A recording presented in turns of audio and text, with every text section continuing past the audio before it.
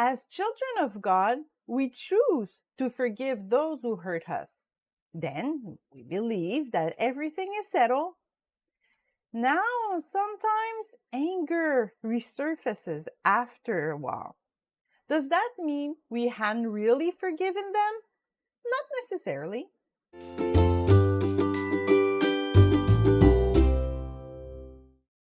When we get hurt emotionally, it leaves a wound on our heart. It does not matter the size of the offense. We know that it is important to seek healing for our wounds because even if they're not visible, they deformed us.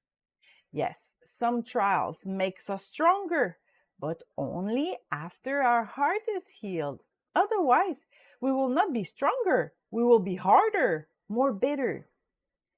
People who are not cured from a past relationship, for example, have a lot of trouble getting into a new relationship or trusting their new love.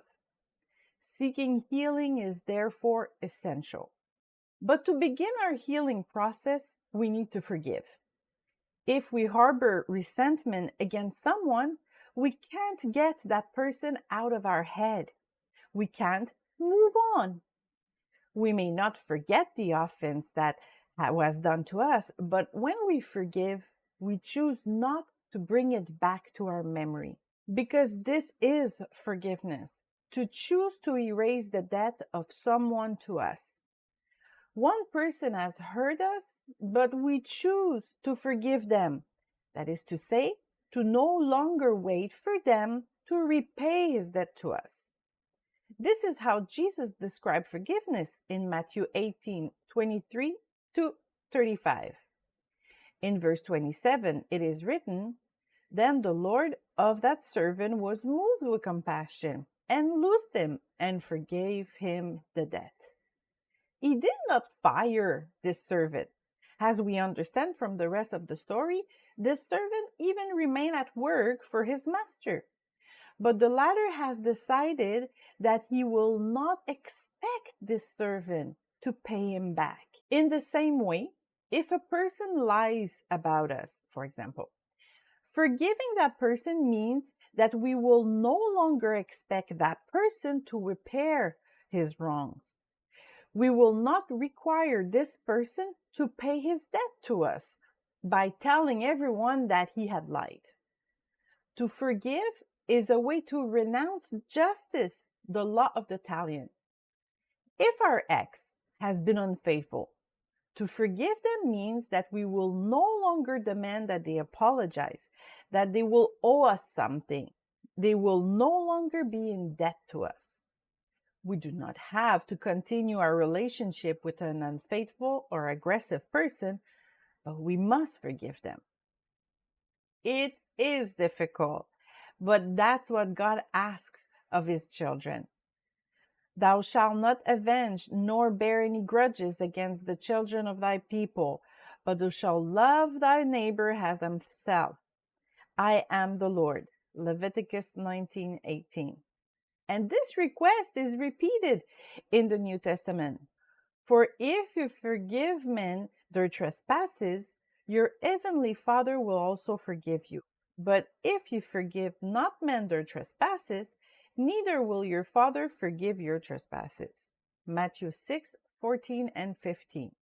It is important to add here that we must forgive the person who has offended us, who has hurt us, even though they don't even know that they did it. We do not forgive someone because they ask for it, but we forgive them to free ourselves. So whether or not the person knows his wrong is of little importance. If your pastor did not greet you, for example, and that offended you, you don't have to go to them and say, "Pastor, you did not say hello to me on Sunday and it hurt me, but I forgive you." In fact, if you're going to tell them, it is a form of revenge because you hope that they will apologize and pay their debt to you. Free yourself from your hurts by keeping your thoughts pure. Let all bitterness and wrath and anger and clamor and evil speaking be put away from you with all malice. Ephesians 4:31. Since forgiveness must occur when we are hurt, it is possible that we have to forgive many times. An injury can begin to heal and reopen when a memory comes back or when someone talks to us about it, and so on.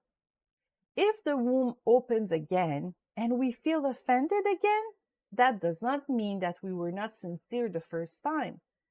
Always treat this situation as if the offense had just happened and forgive again. Then Peter came and said to him, Lord, how often shall my brother sin against me and I forgive him? Up to 7 times? Jesus said to him, I do not say to you up to 7 times, but up to 70 times 7. Matthew 18:21 and 22. Every time we forgive, we remove that offense from our life, giving our heart a chance to repair itself. If you have to forgive more than once, well, do it. Do it as often as necessary until this offense does not hurt you anymore.